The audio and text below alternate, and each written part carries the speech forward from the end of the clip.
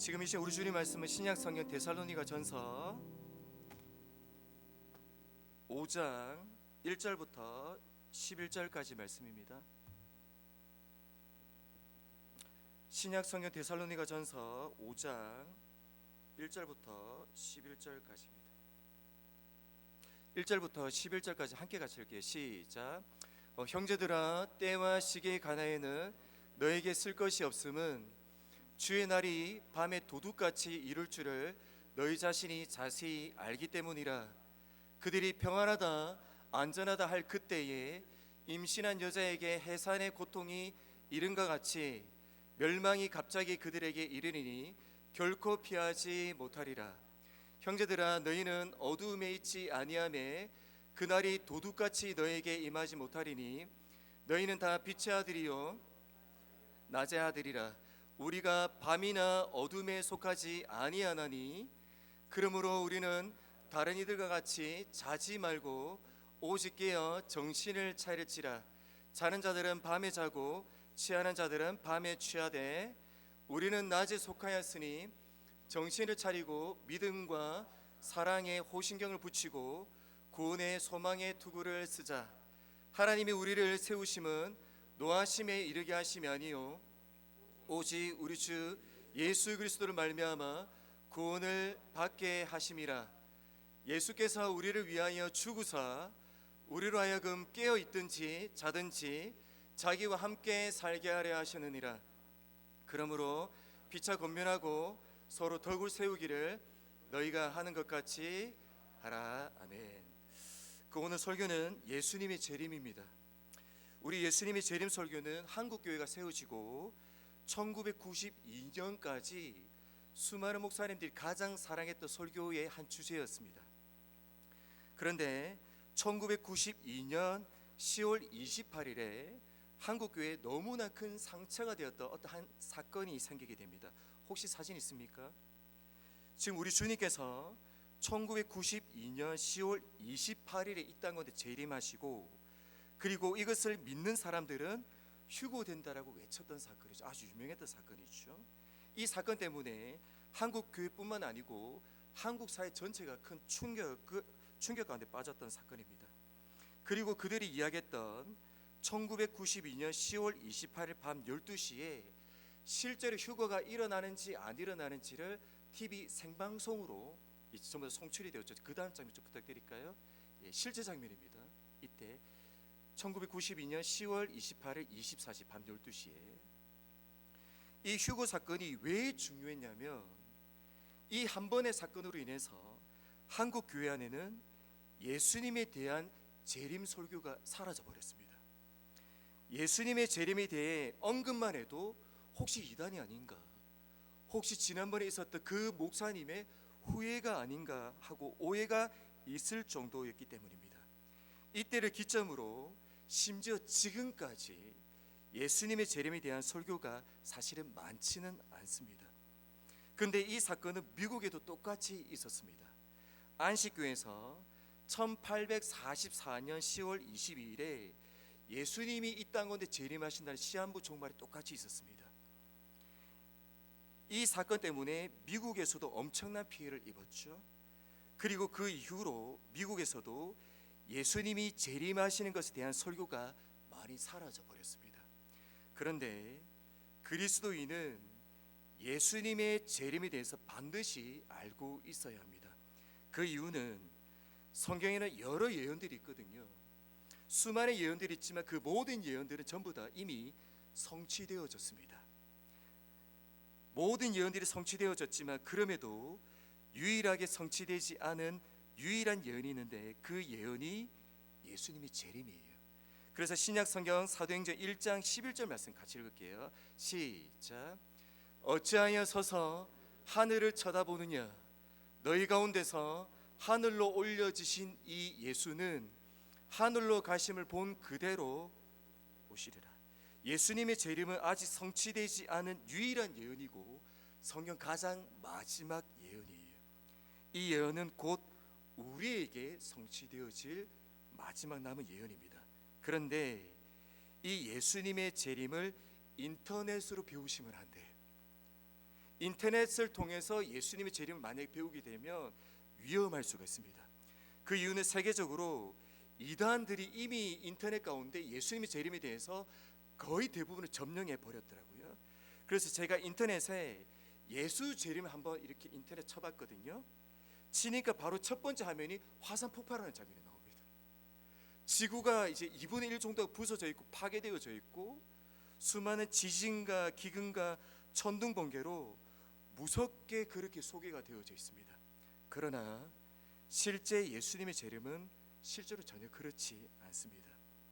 믿지 않는 자들에게는 예수님의 재림이 심판의 자리이고 형벌의 자리일 수 있지만, 그러나 믿는 우리에게는 우리가 조금 전에 읽었던 이 5장 바로 앞에 4장 16절의 사건이 일어납니다. 4장 16절도 같이 읽어볼게요. 시작. 그 후에 우리 살아남은 자들도 그들과 함께 구름 속으로 끌어올려 공중에서 주를 영접하게 하시리니 그리하여 우리가 항상 주와 함께 있으리라.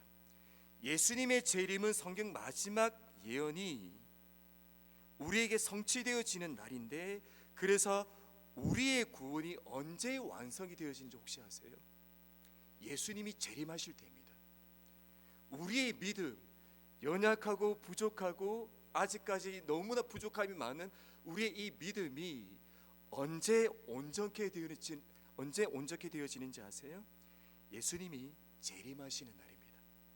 그런데 속히 오시겠다고 약속하신 예수님은 아직까지 안 오셨어요. 그 이유를 베드로후서 3장 8절에서는 이렇게 기록을 하고 있습니다. 8절 시작. 사랑하는 자들아, 주께는 하루가 천년 같고 천년이 하루 같다는 이 한 가지를 잊지 말라. 예수님께서 재림에 관련해서 우리가 잊지 말아야 할 한 가지가 있다라고 말씀하세요. 그 한 가지는 속히 오시겠다라고 약속은 하셨지만 주님께는 하루가 천년 같고 천년이 하루 같다는 거예요. 이 한 가지를 너희가 절대로 잊으면 안 된다라고 그렇게 말씀하셨습니다. 이 말씀은 우리의 하루가 하나님께는 천년과 똑같다라는 그런 뜻이 아닙니다.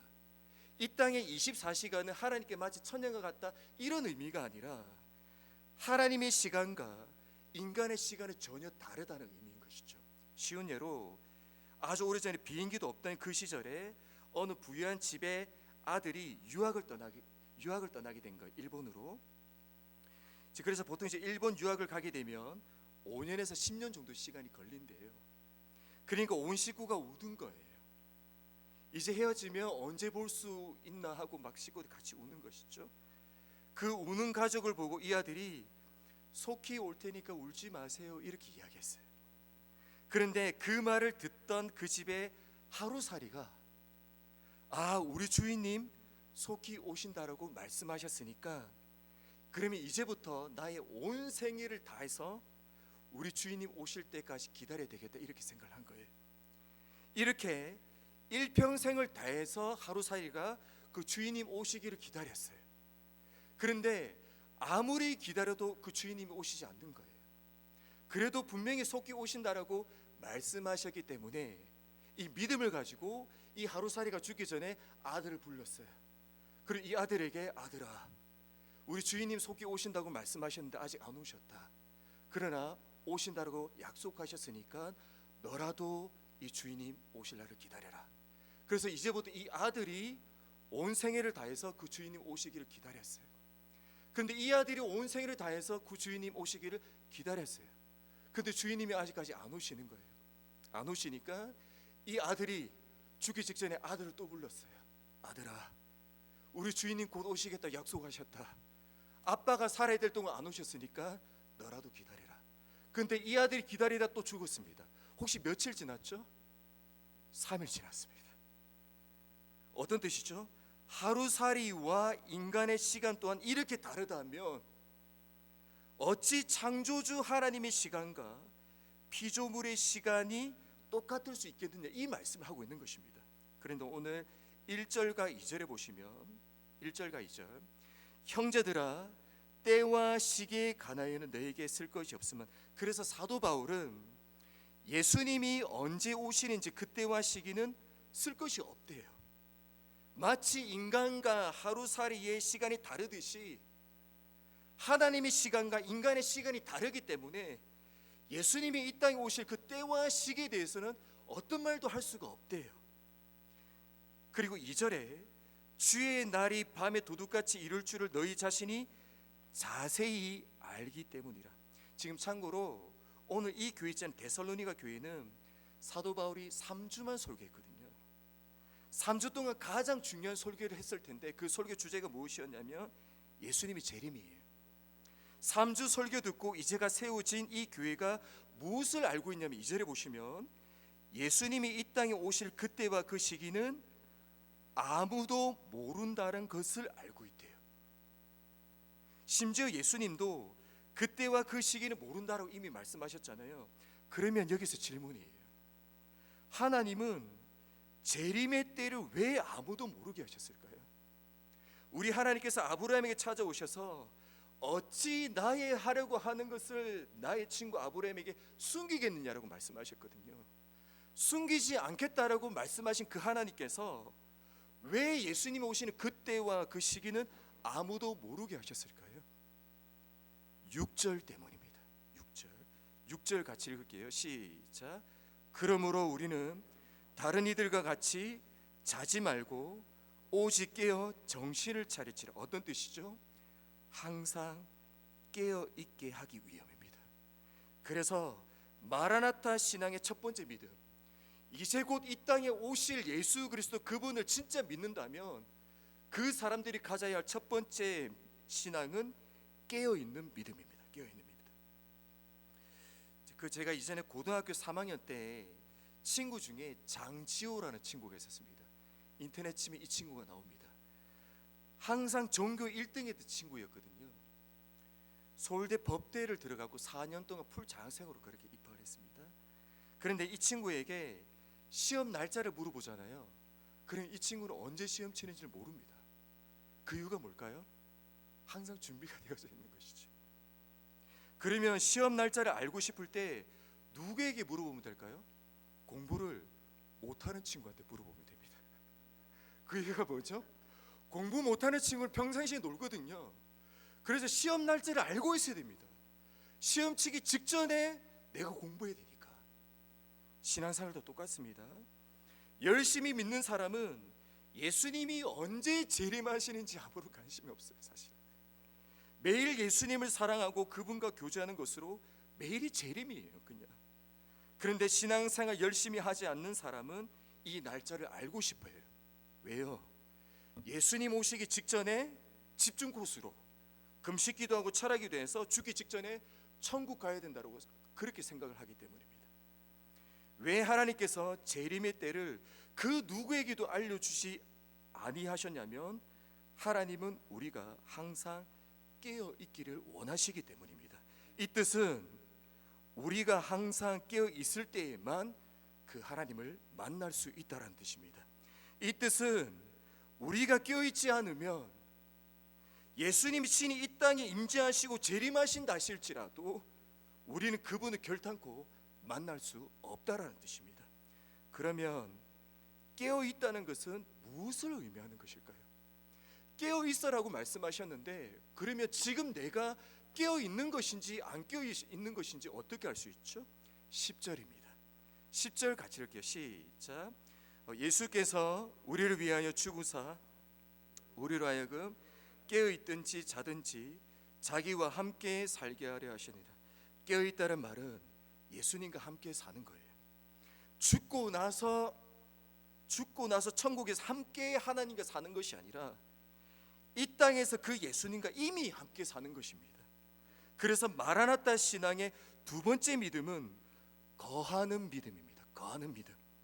하나님 앞에 깨어 있다면 그 사람은 반드시 하나님 앞에 거합니다.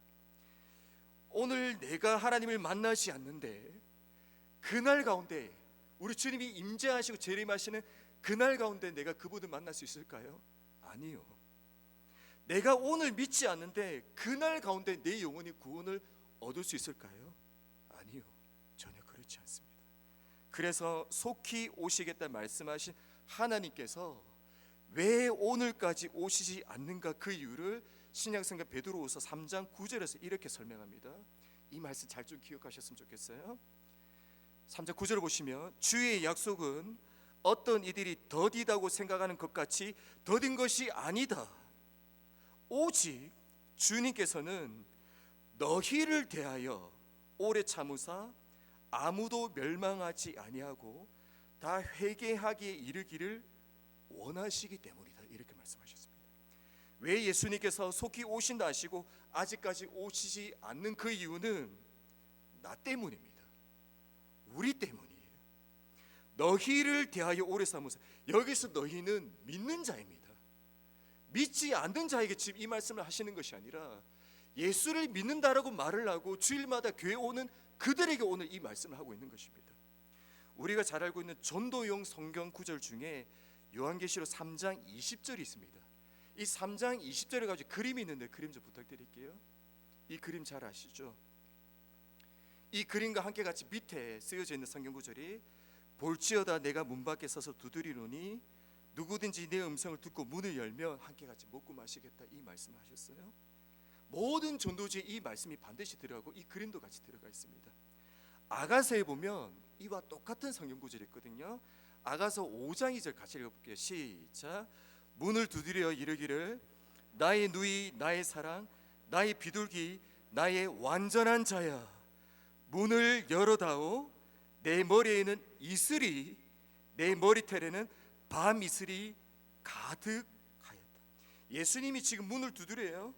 그런데 예수님의 머리에 성에 보니까 이슬이 맺혔대요.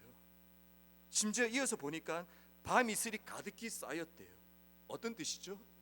예수님께서 지금 문을 두드리시는데 안에서 문을 열어주지 않으니까 밤새도록 문을 두드리셔 서 계셨던 거예요. 그래서 예수님 머리에 밤 이슬이 가득히 쌓였다고 성경이 그렇게 말씀하고 있죠. 그러면 예수님께서 이 말씀을 누구에게 하시는 말씀일까요? 누구의 마음을 밤새도록 놓고 하고 있는 것일까요? 우리는 이 말씀을 믿지 않는 자에게 주셨다고 생각해요. 그래서 전도용으로 쓴단 말이에요. 그런데 실제 이 말씀은 이미 예수님을 믿고 있는 라오디게아 교회에 이 말씀을 주신 말씀입니다. 성도에게 주셨다는 거예요. 이 말씀은 전도용이 아니라 이 말씀은 나를 위해서 나에게 주신 말씀이에요. 아담과 하와가 죄를 지었을 때 하나님이 먼저 찾아오셨어요. 맞죠? 예수님을 저주부인 맹세했던 그 제자들에게 예수님께서 먼저 찾아가셨어요. 그리고 우리에게도 예수님이 먼저 찾아오셔서 문을 두드리고 있다라고 지금 말씀하고 있습니다. 언제까지요? 우리가 이 문을 열어줄 때까지입니다. 밤새도록 밤 이슬의 머리에 쌓여도 예수님은 안 돌아가세요. 우리가 열기만 하면 우리는 매일마다 예수님 안에 머물게 하셨어요. 거하게 하셨어요. 신부가 신랑의 품에 머물 수 있는 은혜가 이미 우리에게 전부 다 주어져 있습니다. 이틀 전에 제가 운전을 하다가 설교를 들으면서 제가 운전을 하고 있었거든요. 저희 집에 거의 다 이제 왔는데 설교를 듣다가 제가 너무나 깜짝 놀라는 제가 설교 내용을 들었어요. 제가 차를 잠깐 세웠는데 그 설교 주제가 무엇이냐면 어떤 내용이냐면 사람은 죽을 때까지 뇌의 1%를 사용하지 못한대요. 그러면 하나님은 왜 사용하지도 않는 99%의 왜 그 뇌를 만들었을까요? 우리가 일평생을 살아서 최선을 다해도 1%도 쓰지 못하는데 그럼 나머지 99%이 뇌를 왜 하나님께서 만드셨냐는 것이죠. 이 목사님께서 이렇게 말씀하셨습니다. 인간은 원래 영생하도록 지어졌습니다. 그런데 아담과 하와의 범죄로 인해 영생의 존재였던 인간은 유한한 존재가 되어졌습니다. 그리고 보세요. 왜 하나님께서 인간의 뇌를 그렇게 만드셨냐면 원래 인간은 영원히 사는 존재였고 그 영원을 살면서 하나님을 알아가야 했기에 영혼을 살면서 하나님을 알아가는 데 필요한 인간의 뇌가 나머지 99%였습니다. 이렇게 말씀하셨어요. 이 말씀이 맞는 것 같아요. 이 말씀이 하나님은 우리가 그 하나님을 지금보다 훨씬 더 많이 알기를 원하셨어요. 그러나 우리의 범죄로 인해 우리는 길어야 100년을 살아요. 그 100년을 살면서 하나님을 배운다 할지라도 우리는 그 하나님을 1%도 채 알지 못합니다. 그럼에도 불구하고 우리가 살아있는 동안 하나님이 우리에게 원하시는 것은 항상 깨어있는 것입니다. 그리고 또 하나는 그분 앞에 머물러 있는 거예요. 그분 앞에 거하는 것입니다. 그래서 예루살렘 교회 성도님들은 누군가가 만약 종말론을 이야기하잖아요. 누군가 예수님의 재림을 이야기하잖아요. 그럼 우리 안에 이러한 종말론이 있었으면 좋겠습니다. 신약성 요한일서 2장 28절 말씀인데 이 말씀 천천히 함께 같이 읽어볼게요. 시작. 자녀들아 이제 그의 앞에 거하라. 이는 주께서 나타내신 바 되면 그가 강림하실 때에 우리로 담대함을 얻어 그 앞에서 부끄럽지 않게 하려 하심이라.